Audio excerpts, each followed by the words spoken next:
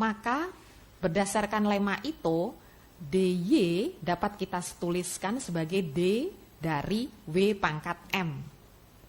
Nah, Anda tinggal menggunakan ini.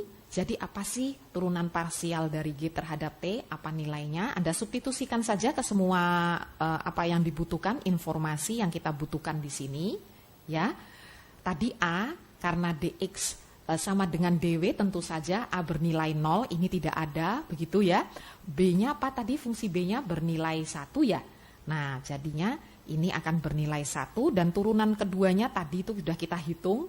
Kita substitusi saja masuk ke dalam gitu ya, substitusikan, kemudian ini bernilai 1, nah kemudian apa nih tadi, kita lihat, nah ini informasi semua ini kita substitusikan ke dalam lema itu tadi, maka kita akan memperoleh persamaan sebagai berikut.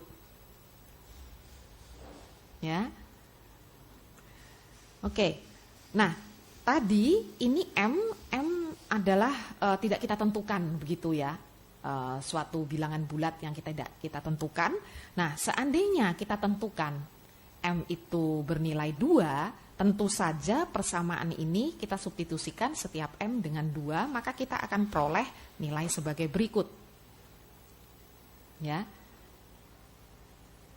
Nah, persamaan ini dapat juga kita tulis dengan cara lain sebagai berikut di bawah ini, yang dapat ditulis dalam bentuk seperti ini, ya. Kemudian dari sini apa yang kita lakukan adalah kita integralkan persamaan ini pada T interval ini, sehingga kita dapat memperoleh bahwa integral daripada WDW dengan batas integrasi S hingga R itu akan bernilai sebagai berikut. Ya, ternyata hasil ini adalah sama jika Anda melakukan integrasi W terhadap Wiener process, yang mana perhitungannya dapat Anda lihat di materi modul, ya, yang membedakan kalau tidak salah adalah S itu bernilai 0. Jadi kalau S ini bernilai 0, Anda memiliki di sini 0, ya, S sama dengan 0, di sini 0. Jadi dari contoh ini Anda bisa melihat bagaimana lema itu dapat digunakan untuk menentukan integrasi stokastik, ya. Ini contohnya integrasi stokastik yang sederhana. Anda bisa lakukan secara analitik menggunakan lema itu, begitu, ya.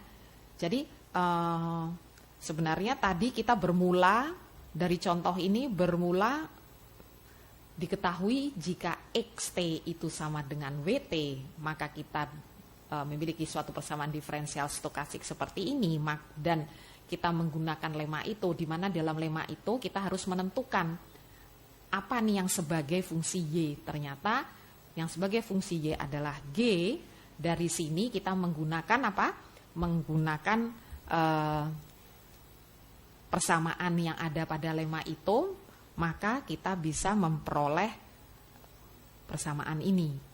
Dan ternyata jika kita tentukan nilai M itu sama dengan 2, berarti kita tinggal mensubstitusikan M sama dengan 2 pada persamaan sebelumnya, maka kita akan memperoleh persamaan ini yang dapat kita tulis kembali sebagai bentuk seperti ini, dan akhirnya kita integralkan, ya, pada selang ini, ternyata kita bisa memperoleh nilai dari suatu integral stokastik dengan integran si W ini, ya. W itu apa? Wiener process. Oke. Nah, itu adalah yang sudah kita bahas selama ini. Jadi cukup banyak materi yang dibahas untuk hari ini. Jadi pertama adalah, kalau saya boleh mengulang kembali, Yang pertama adalah mengenai persamaan diferensial stokastik. Dalam hal ini apa bedanya persamaan diferensial biasa dengan persamaan diferensial stokastik. Kemudian Anda juga belajar kepada stokastik integral, di mana pembahasan stokastik integral itu dibedakan jika integrannya itu sederhana atau integran yang lebih umum begitu, ya. Tapi ternyata kita tahu bahwa ternyata integrasi stokastik tidak pemahamannya tidak terlalu sulit, asalkan Anda harus memahami dulu bagaimana menurunkan suatu integral stokastik dengan integran yang sederhana. Ya, jika Anda sudah paham mengenai bagaimana menurunkannya dengan integral stokastik dengan integral yang sederhana, Anda menggunakan sebenarnya prinsip yang sama pada integrasi stokastik dengan integran yang lebih umum. Begitu, ya. Oke, jadi tidak sesulit yang Anda bayangkan. Itu adalah secara teoritis bagaimana definisi dari integral stokastik, ya. Nah, kemudian setelah kita membahas integral stokastik, kita belajar mengenai proses Ito dan lemma Ito, ya.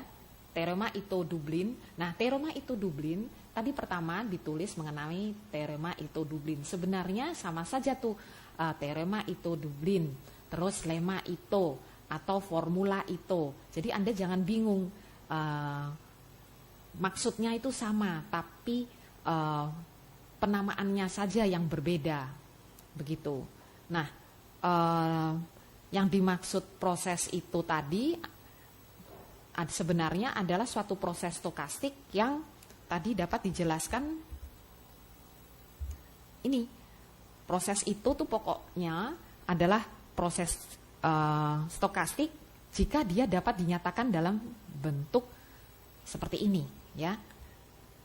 Seperti ini. Nah,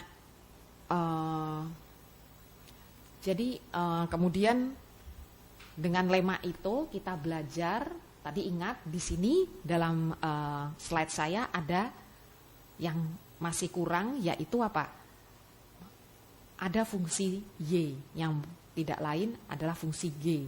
G itu apa? Fungsi dari X. Dalam pembicaraan kita fungsi dari X dan T. Ya, ternyata dalam contoh tadi kita bisa tahu apa kegunaan dari lemma itu adalah kita bisa tahu apa? Bagaimana menentukan secara analitik integrasi stokastik. Contohnya di sini integrasi terhadap proses Wiener, begitu, ya. Nah, selain itu Anda juga dapat menggunakan lemma itu untuk menentukan solusi dari suatu persamaan diferensial stokastik. Walaupun saya lupa menjelaskan di depan bahwa sama seperti persamaan diferensial biasa, tidak semua persamaan diferensial stokastik itu memiliki solusi analitik, tidak semua, ya.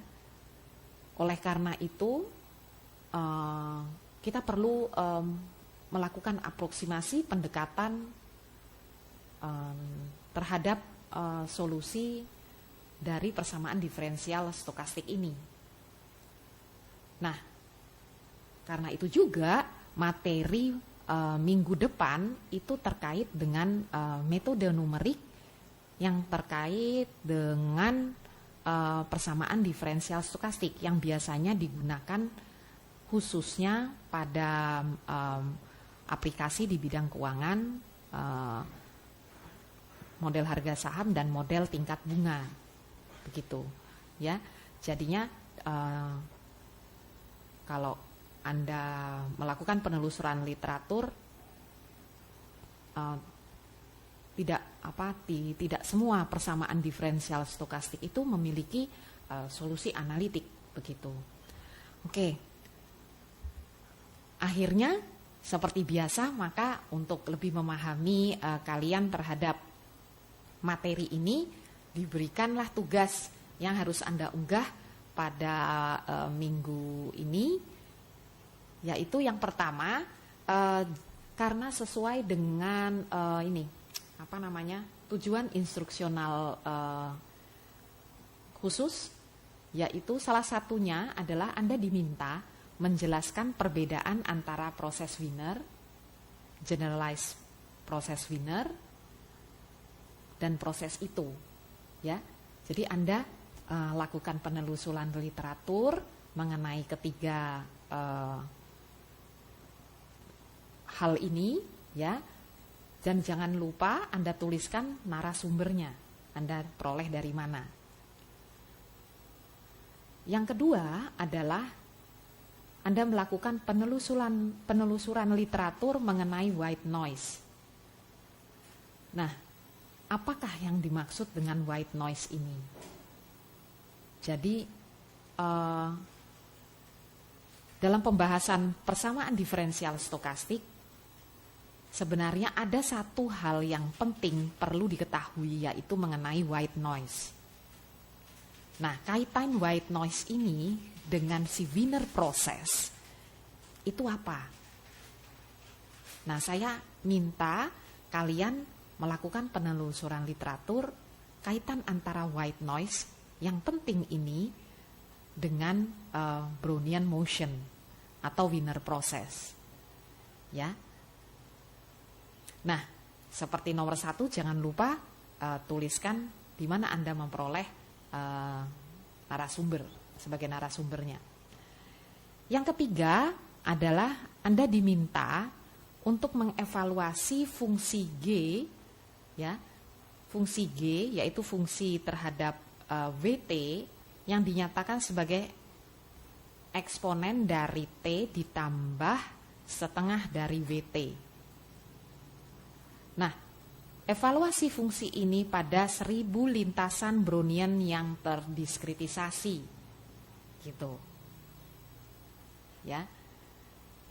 Jadi Anda diminta untuk mengevaluasi fungsi G, ya, pada 1000 lintasan Brownian yang terdiskritisasi. Kemudian berikutnya, setelah Anda lakukan evaluasi fungsi tersebut dalam 1000 lintasan Brownian yang terdiskritisasi, Anda hitung rata-ratanya, ya, dari lintasan-lintasan ini, dan rata-rata tersebut Anda tampilkan dalam bentuk simulasi, dan simulasinya dinyatakan dalam warna biru. Sementara 5 lintasan lain dari lintasan fungsi G ini itu Anda nyatakan dalam warna merah yang putus-putus, agar mudah membedakan mana yang merupakan lintasan rata-rata dan mana yang mewakili dari 1000 lintasan fungsi G kita tadi, ya. Jadi ini jangan lupa seperti biasa sertakan juga programnya. Oke, itu sebagai tugas yang harus Anda unggah di Skele. Sedangkan sebagai latihan di sini, yang pertama adalah latihan terkait dengan integrasi stokastik. Jadi Anda diminta menghitung sebuah integrasi stokastik dengan integrannya adalah tau. Di sini sudah diberikan petunjuk, ya, di mana Anda harus memulai. Kemudian soal berikutnya adalah jika diberikan suatu persamaan diferensial stokastik dxt sama dengan sigma dWt ditambah mu dt. Nah, ini sengaja saya tulis penulisannya dibalik gitu ya. Biasanya kan yang deterministik dulu, baru yang suku stokastik. Nah, ini saya balik saja supaya kalau Anda baca buku tertentu tidak kaget gitu membacanya. Dengan sigma dan mu adalah konstanta. Tentukan solusi dari persamaan diferensial stokastik ini. Yang ketiga, jika diberikan suatu persamaan diferensial stokastik yang dinyatakan dalam bentuk seperti ini, dan persamaan diferensial stokastik dalam bentuk seperti ini, Anda diminta, apakah kedua persamaan diferensial stokastik tersebut memiliki solusi yang sama? Nah, jelaskan jawaban Anda. Ya, tadi kan ada kaitan antara, sudah dijelaskan kaitan antara PDS Ito dan PDS Stratonovis, di mana Anda bisa mentransformasikan PDS Ito ke Stratonovis, dan Stratonovis juga bisa ditransformasikan ke PDS Ito. Berdasarkan relasi tersebut, Anda diminta untuk melihat apakah kedua PDS ini memiliki solusi yang sama atau tidak. Anda jelaskan jawaban Anda. Ya, oke. Nah, sepertinya sudah tidak ada lagi materi yang harus saya jelaskan. Jadi tolong Anda pelajari kembali materi yang berada di modul materi, dan nanti pada hari Kamis akan diberi kesempatan untuk melakukan pendalaman materi. Jadi Anda bisa bertanya hal-hal apa saja yang masih kurang jelas menjadi pertanyaan pada kuliah hari ini. Anda bisa sampaikan atau Anda bisa bertanya melalui email kepada kami, kepada dosen-dosen, dan juga nanti akan ada forum. Tolong Anda berpartisipasi aktif di dalam forum tersebut. Akhirnya sekian kuliah pada hari ini. Kita akan sambung kuliah pada minggu depan dengan topik mengenai metode numerik yang terkait dengan persamaan diferensial stokastik. Jadi mungkin materi tersebut akan lebih menarik daripada hal-hal yang lebih bersifat teoritis selama ini. Oke, selamat siang kepada semua mahasiswa di Bandung dan di Jakarta. Selamat siang juga kepada Pak Ferry dan Bu Erwina. Kita jumpa lagi minggu depan. Selamat.